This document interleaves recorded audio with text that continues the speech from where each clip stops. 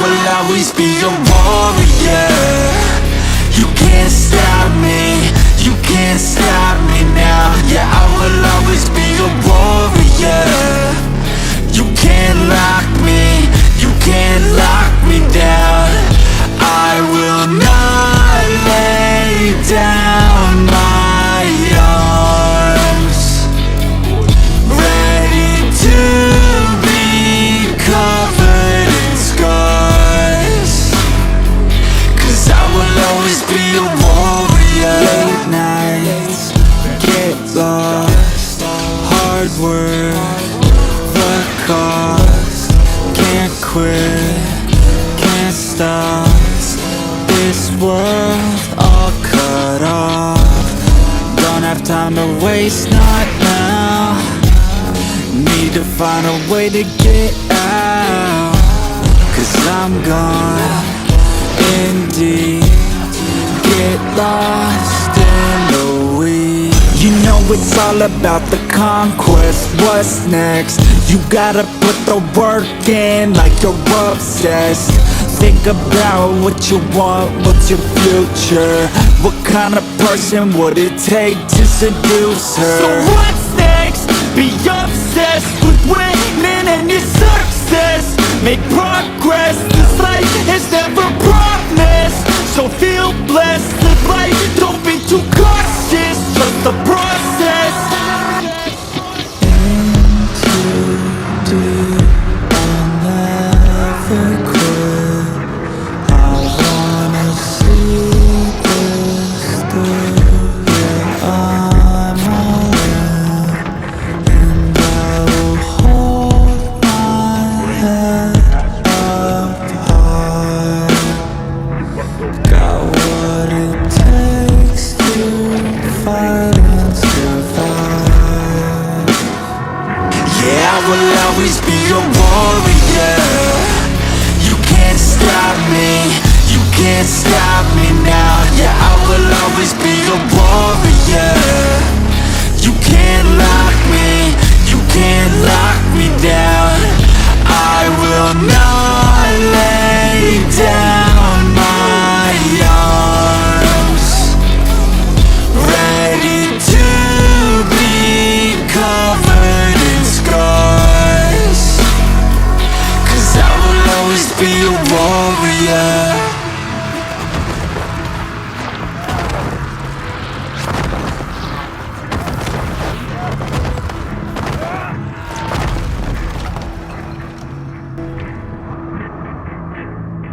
Did you truly think that you could defeat me? You have failed, Master.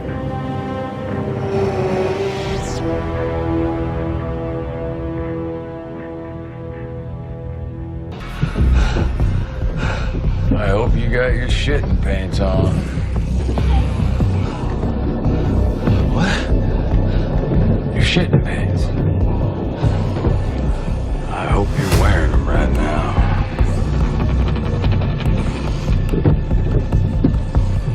Because you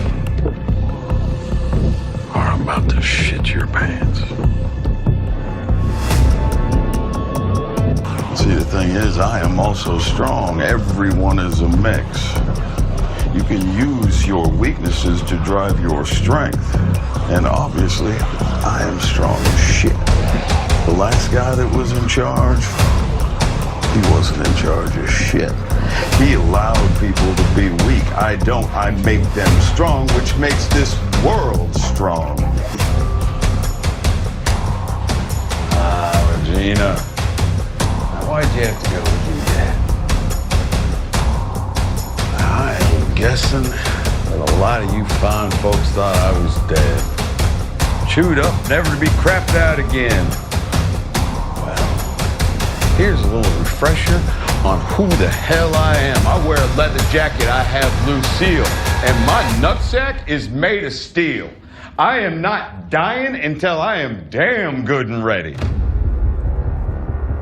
Now, if y'all excuse me, I am in deep need of a sandwich, a shower, and some of that wilting lion orchid deep tissue shit that Frankie learned in San Francisco. Hell, Money on the table. people are the foundation of what we are building here!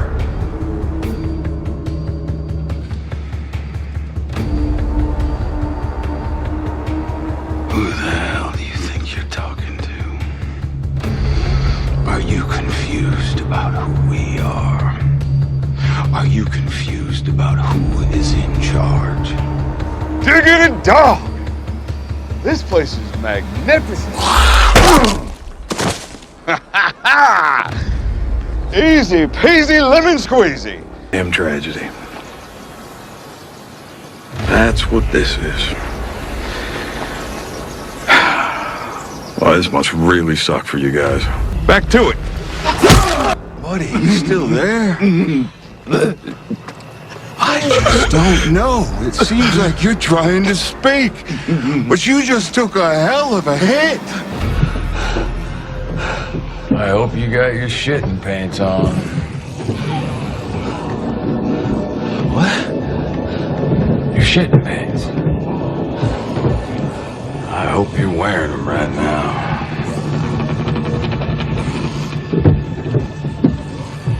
Because you are about to shit your pants. Where's Child Protective Services on this? Because that is an organization, it differs in the many states, goes by many different names, is often a very robust organization that does check in on a number of families in difficult situations with children and children in foster care and that kind of thing. Why are they not shining a light on this? Because HHS is holding secret the names and locations of the sponsors of the children. It's unthinkable that there are attorney generals, like my attorney general in the state of Virginia, Jason Miyares, has been asking repeatedly. There are children. We have 22 children missing in a small town here in Virginia of Culpeper, has been asking repeatedly. There are children. We have 22 children missing in a small town here in Virginia of Culpeper, has been asking repeatedly. There are children. We have 22 children missing in a small town here in Virginia of Culpeper. Virginia men are out on bond tonight after being indicted on a list of federal felony charges. NBC 29's Bria Stith was at their first appearance this afternoon in federal court in Charlottesville. She has our top story at 5. All 4 people, including Sheriff Scott Jenkins, made their first appearance at Charlottesville Federal Courthouse this afternoon. This evening, all 4 are free, though with restrictions, including special rules that allow Jenkins to keep carrying a gun. According to the indictment, Culpeper County Sheriff Scott Jenkins accepted cash bribes of more than $70,000 from Rick Tariq Rahim, Frederick Gumbiner, James Metcalf, and at least 5 others, including 2 FBI agents. The accusations date back as far as April 2019. In return, the feds say Jenkins appointed each of those people as an auxiliary deputy sheriff, gave them Culpeper County Sheriff Office badges and guns. Jenkins, Rahim, Gumbiner, and Metcalf are all charged with 1 count of conspiracy, several counts of mail and wire fraud, and federal bribery. Rahim, Gumbiner, and Metcalf pleaded not guilty to all charges. Jenkins did not enter a plea because his attorney was not there. All 4 men surrendered passports and will have pretrial supervision. Jenkins was the only one allowed to possess a firearm due to his line of work. He will be required to have all firearms in a locked safe during all visits with a probation officer. All 4 are set to go on trial September 7th. If found guilty of all counts of conspiracy, wire fraud, and bribery, they face up to 35 years in prison. Live in the news. Good Friday evening and welcome. We begin tonight with that joint investigation by Scripps News and the Center for Public Integrity. It involves thousands of migrant children who might have disappeared from the system altogether. It is a troubling finding when you consider record numbers of migrants continue to pour across the U.S.-Mexico border. Many are children and many of them are alone. The Biden administration puts them in homes with sponsors, but then what happens next? Our investigation found thousands of those children are now disappearing from those sponsor homes. Our Scripps News investigative correspondent Patrick Terpstra joins us tonight. And Patrick, there are also concerns the federal government isn't doing enough to track them down. That's right, Dylan. To really zero in on this, we picked Culpeper, Virginia. It's a town with a very large Guatemalan population and a lot of sponsors who have taken in migrant children, only to see so many of them disappear. These are the faces of migrant runaways. Children who came across the southern border alone were placed by the U.S. government with an adult sponsor and then vanished. Kids like 15-year-old Yenny, who was last spotted with a black backpack getting into a white pickup truck. No one will say where she went. Selena was just 16 when she ran away from her sponsor's home weeks ago. Cesar, also 16, left his uncle's home one day and never returned. Each of these children disappeared from the small town of Culpeper, Virginia, about a 2-hour drive from Washington, D.C. This is all my missing kids, right here. These files are pretty thick. It's Culpeper Police Detective Norma McGuckin's job to try to find them, and she says her cases all seem to unfold the same way. The sponsor will take him in, or her, and then within 30 days tops, a couple days sometimes, and then the child just picks up and leaves. You called this a crisis. We have 21 missing still. That's a crisis. On a small town, very small town. Every chance she gets, McGuckin drives through these neighborhood streets looking for any sign of the missing kids. Pretty much all these neighborhoods, you can point to a house where an unaccompanied minor has run away. Yes, on this side back here. Since she became a detective here in 2018, she's managed to find 15 of them. But more keep running away every year. Could the sponsors be doing more to keep the kids safe in their homes? I don't know that there's much that they can do. Basically, they are told by the parent back home, that's not what they went there for. You know, they didn't go there to go to school, they went there to work. More than 500,000 unaccompanied minors have come into this country since 2018. And over 6,000 of them have reportedly run away from their sponsor homes. They're somebody's children. I always worry that they may be in trouble somewhere, being taken advantage of. That's my worry. She told us she's especially worried about Orlandina Lopez Perez. She came into the country pregnant. She was 16 when she vanished. This case is unique in that you have a baby missing as well as a minor. Correct. There's paperwork for her when she was still pregnant. We obtained this body camera video of the moment police arrived at the home of her sponsor. The woman tells police she came back from work one day and realized Orlandina was gone, along with her 4-month-old baby boy. We wanted to know if the sponsor had heard anything from Orlandina in the months since, so we tracked her down at her home. She agreed to talk to us on her porch. Where is Orlandina today? La verdad no sé. Are you worried about her? Sí, porque yo no sabía dónde está. Ojalá que sí, ella sí está bien. So normally... It's the kind of dead end Detective McGuckin is used to. She says finding any of these children is a process riddled with hurdles.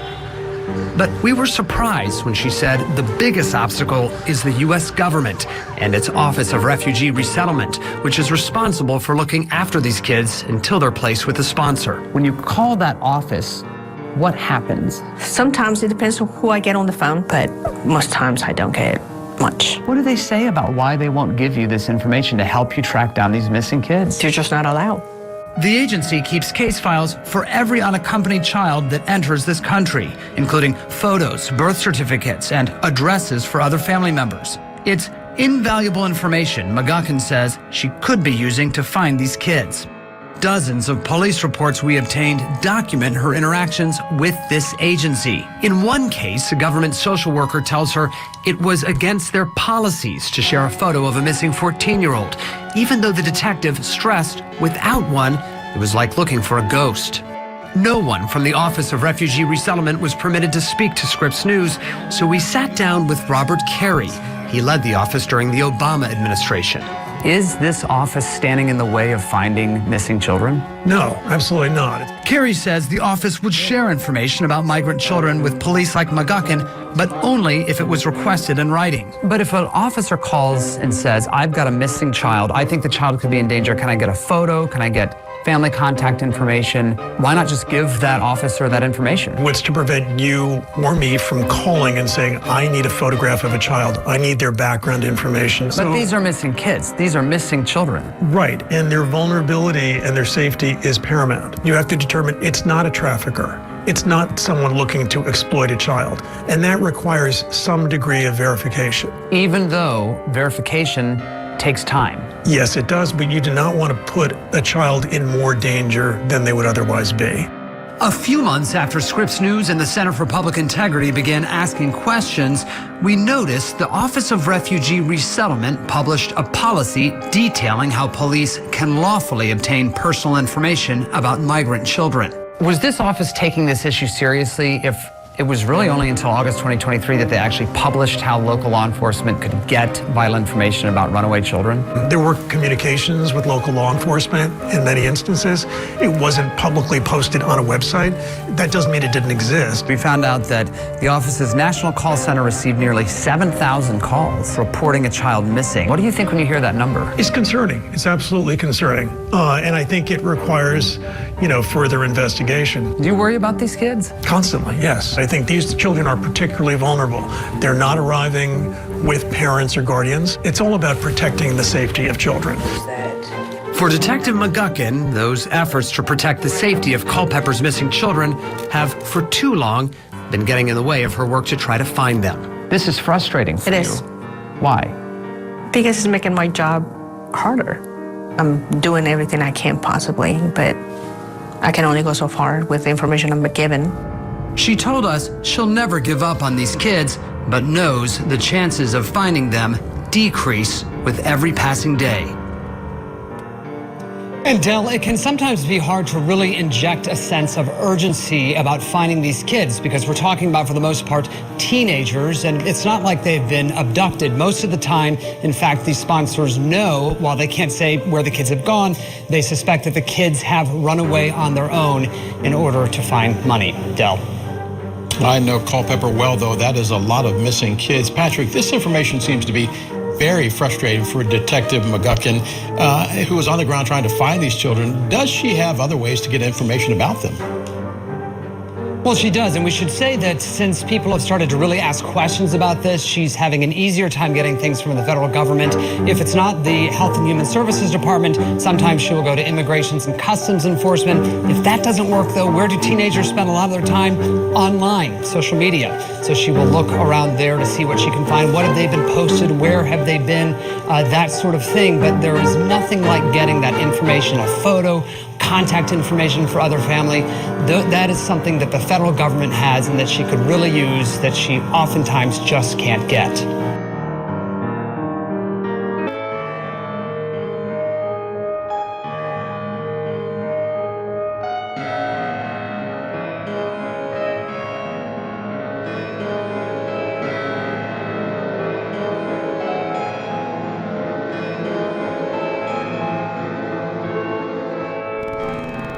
Are there strange connections in Culpeper? Where is Culpeper? It's located in Virginia. I was introduced to this area while researching the finders, and all of my research indicates yes, there are strange connections. Coincidence? My research into the finders started with Marion Petty, the leader, so to speak, of this group.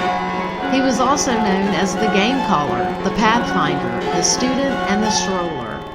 Marion Petty was the key figure involved with the finders, and they were located in Culpeper, Virginia. Located on almost 600 acres that Charles E. Marsh, one of Petty's mentors, purchased for him. His association with the finders was also his association with the CIA. This led to his part in various MKUltra projects and sub-projects. How the public became aware of the finders is another story that began with child abuse allegations in Tallahassee, Florida. According to a report by Ted Gunderson, page 79 of this report that I am quoting from, quote, I have made 6 complaints to the FBI demanding an investigation of the finders and the international trafficking of children who I believe have been kidnapped or obtained through subterfuge, orphanages, and an agency known as Child Protective Services, but the FBI refused to contact me, close quote. This report goes on to say that there were complaints from airline employees stating that hundreds of children were being flown from Denver, Colorado, and Los Angeles, California, to Paris, France. There was also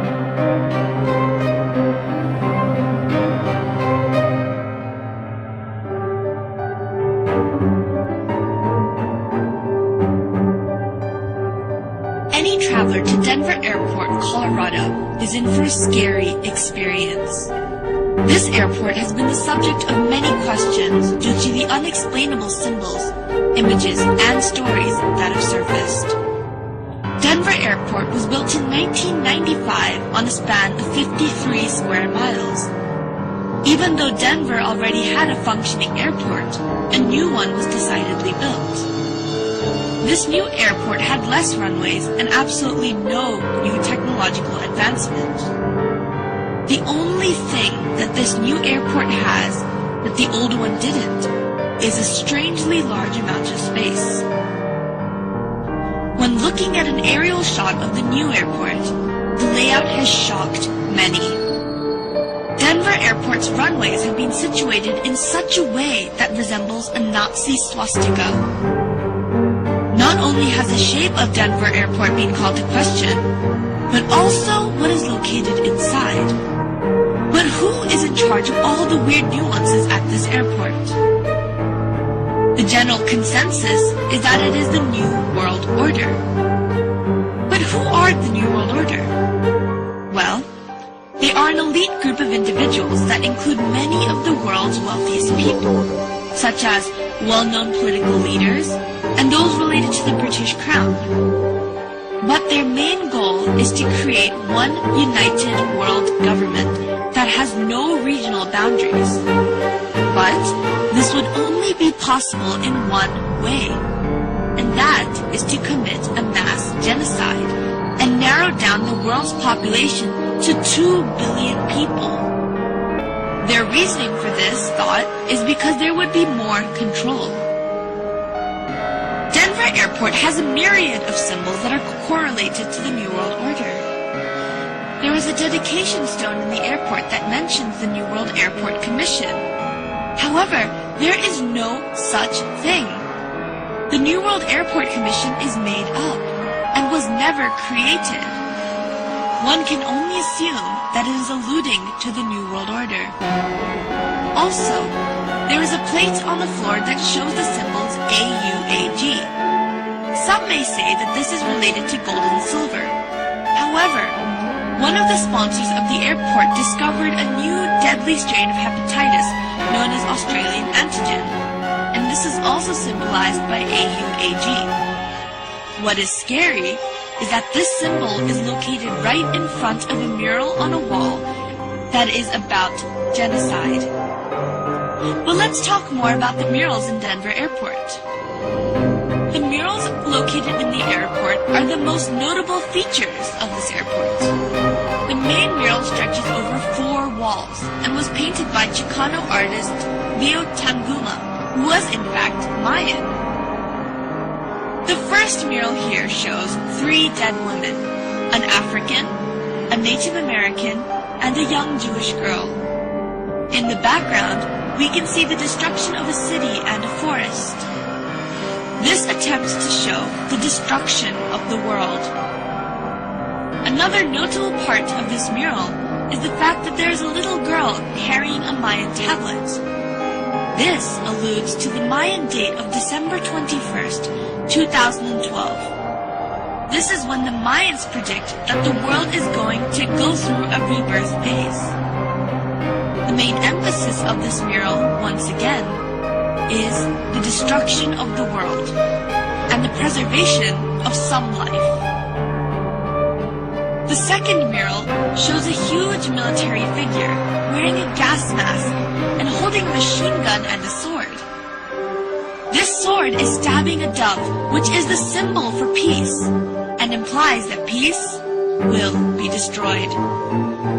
There are grayish waves emanating from the figure, and these waves represent death, or in this case, a poisonous gas that has killed everyone in its path.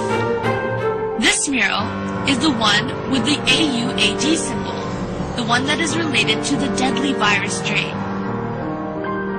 One can also see a line of weeping women holding their dead infants, and a group of dead children on a pile of bricks. The emphasis of this mural is of a cleansing that is going to kill a myriad of people in its path. However, interestingly enough, this mural has been painted over in recent years. The third mural shows all of the children of the world taking their weapons from each country and giving them to a German boy, who is then molding them into something else. All the children of this scene are of different ethnicity, and all seem to be relieved. The gas mask man in the previous mural is seen dead, and there are two doves perched on his body. The main emphasis of this mural is to show the return of peace after all the killings have taken place, and that there will be no more need for weapons in this perfect world. The final mural has a Jesus-like figure in the middle, who is holding a plant which symbolizes rebirth. All of the people are running towards this man with happy expressions. Animals are freely roaming, and everything seems to be in perfect harmony. This final mural alludes to a new Garden of Eden, where the world is perfect size, and everything can work together in peace after the genocide that has taken place. All in all, these murals, when put together, represent the formation of a new world filled with fewer people, and this is also the goal of the New World Order, which has been seen represented throughout various parts of the airport. The symbology of the airport can still be debated, but one thing that cannot be questioned is the fact that there has been a lot of mysterious construction work underneath Denver Airport. When first constructing the airport, there were originally 5 buildings, but out of the blue, the builders were ordered to bury the buildings underground because they were supposedly built wrong.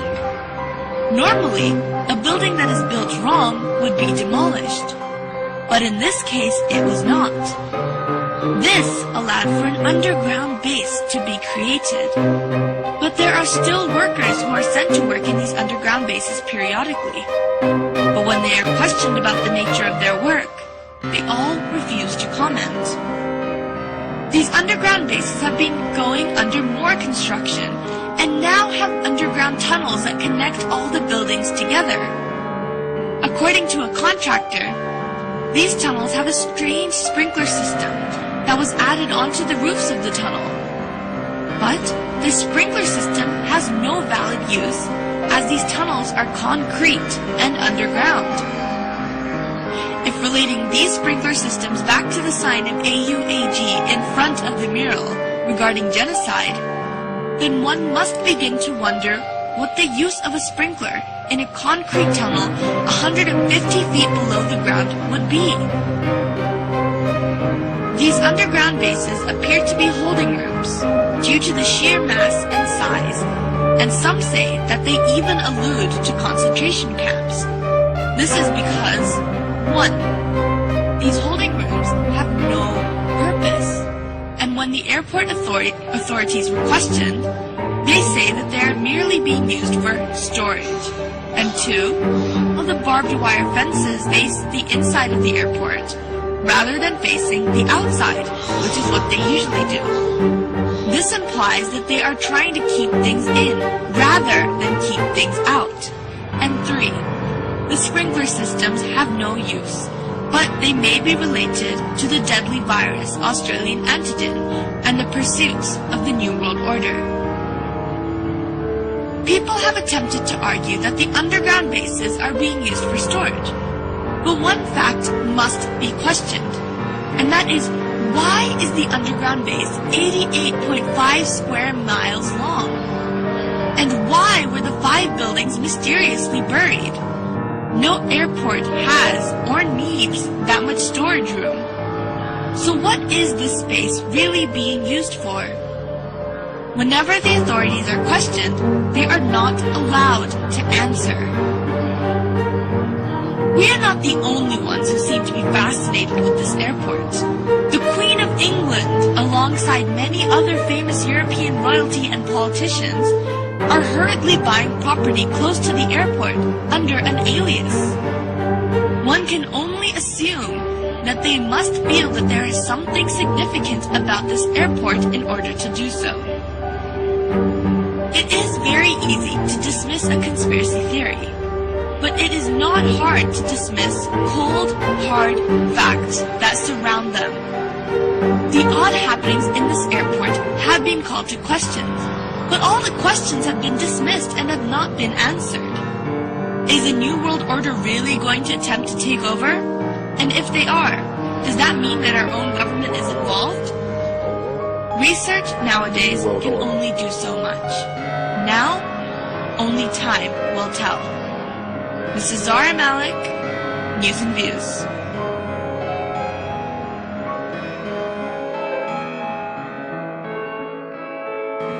Also, a named witness who told Mr. Gunderson that there were, quote, children being auctioned outside Las Vegas, Nevada and Toronto, Canada, and they were auctioned for an upwards of $50,000, close quote. For those who are not familiar, Ted Gunderson was former FBI director over Los Angeles, California, whose death fell under mysterious circumstances. Furthermore, noteworthy about Mr. Gunderson, quote, he also investigated a child molestation trial in Manhattan Beach, California. In a 1995 conference in Dallas, Gunderson warned about the supposed proliferation of secret occultist groups and the danger posed by the New World Order, an alleged shadow government that would be controlling the United States government. He also claimed that a slave auction in which children were sold by Saudi agents to men had been held in Las Vegas, that 4,000 ritual human sacrifices are performed in New York City every year, and that the 1995 bombings of the Murrah Federal Building in Oklahoma City was carried out by the U.S. government. Gunderson believed that in the United States there is a secret widespread network of groups who kidnap children and infants and subject them to ritual abuse and subsequent human sacrifice. And that is according to Wikipedia.org under Ted Gunderson.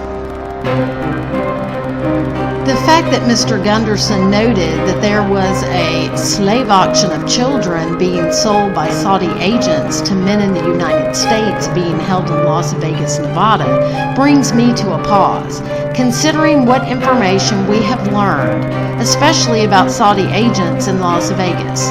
Do you recall the shooting in Vegas? Do you recall one of the owners of a casino there being from Saudi Arabia? A prince, no less? Back to the finders. Mr. Gunderson definitely made the connection between the finders, the Franklin cover-up, and international child trafficking. So much so that he went on to say about the finders, quote, it has top clearance and protection in its assigned task of kidnapping and torture programming young children throughout the U.S. Members are specially trained government kidnappers. Close quote. Why would the finders have top clearance and protection unless they were doing something which required this? And what could possibly require this other than what is noted in that report about child trafficking? This article states, quote, a report by Customs Special Agent Ramon Martinez claimed that documents found at the finder's property reveal detailed instructions for obtaining children for unspecified purposes. The instructions included the impregnation of female members of the community known as the Finders, purchasing children, trading, and kidnapping. One telefax specifically ordered the purchase of 2 children in Hong Kong to be arranged through a contact in the Chinese embassy there. Close quote. Why would this group, the Finders, have these kind of documents? Documents with specifically detailed instructions for international child trafficking, unless they were involved in international child trafficking. Interesting to note in that article was the new investigation of the Finders in 1993, initiated by the Justice Department. This investigation brought to light the CIA admitting to, quote, owning the Finders organization as a front for a domestic computer training operation called Future Enterprises that had gone bad, close quote. The article also indicates or implicates Culpeper. Quote, travelers arrive at Finders headquarters in Culpeper, Virginia, an hour and a half northwest of Washington, D.C., via State Route 666. Close quote. You literally can't make this stuff up. Route 666? Surprised? Me neither. An excerpt from one of the only interviews Mr. Petty gave, dated from 1998. It includes information I just mentioned, but this interview tells us the Finders began in the 1930s and 40s in Washington, D.C. Mr. Petty reiterates the open house policy he has for members of his group and the length of relationship he has with certain members, that being over 25 years, which isn't a short amount of time, is it? Mr. Petty acknowledged another group he kept called the Free State, and it was known worldwide and was also located in Virginia, about 20 miles from Culpeper. Here is where the lines start crossing, so to speak, in Culpeper. Quoting Mr. Petty from this article, quote, a man named Gottlieb, have you ever heard of him? A musician? He kept open house like that, and the government came out and closed him down. But the local authorities let me keep it going up there. Close quote. Interesting that Mr. Petty specifically mentions Gottlieb in his interview. Sidney Gottlieb, for those not familiar with him, began his career in the CIA in 1951. According to Wikipedia, quote, as a poison expert, he headed the chemical division of the TSS, or Technical Services Staff. Gottlieb became known as the Black Sorcerer and the Dirty Trickster. He supervised preparations of lethal poisons and drug experiments in mind control. In April 1953, Gottlieb became head of the secret Project MKUltra, which was activated on the order of the CIA director, Allen Dulles.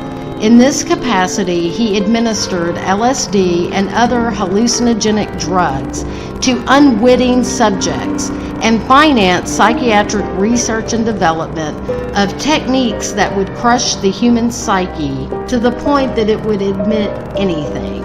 He sponsored physicians such as Ewan Cameron and Harris Isbell in controversial psychiatric research, including non-consensual human experiments. Close quote. Now I'm beginning to see the similarities in these two men and why they would be associated with each other. They were both in the same line of work and most assuredly worked together in the CIA. Their years in the CIA overlap each other, meaning they were working there during the same time frame. Wikipedia seems to confirm this association. Quote, Gottlieb retired from the CIA in 1972, saying that he did not believe his work had been effective. Visited in retirement by the son of his late colleague, Frank Olson, he was residing in an ecologically correct home in Culpeper, Virginia. Close quote. Gottlieb retired to Culpeper, Virginia. Isn't it interesting that these two men, who were connected to the CIA through the MK-Ultra mind control projects and sub-projects. Both resided during the same time frame in Culpeper, Virginia. Is that a coincidence? The Wikipedia article continues, quote, Gottlieb was the liaison to the military subcontractor Lockheed. In 1953, he procured a safe house for the Lockheed Aeronautics Service Division with an easy and exclusive egress, close quote. What is a safe house? According to the dictionary, the definition is, quote, a secret place for sanctuary or suitable to hide people from the law, hostile actors or actions, or from retribution, threats, or perceived danger. It may also be a metaphor, close quote. How ironic the definition is, considering who Gottlieb was and what he was involved in. The next question is why? Why would the work you do involve procuring safe houses unless you were involved in the mobility of people? Mobility of people as in trafficking?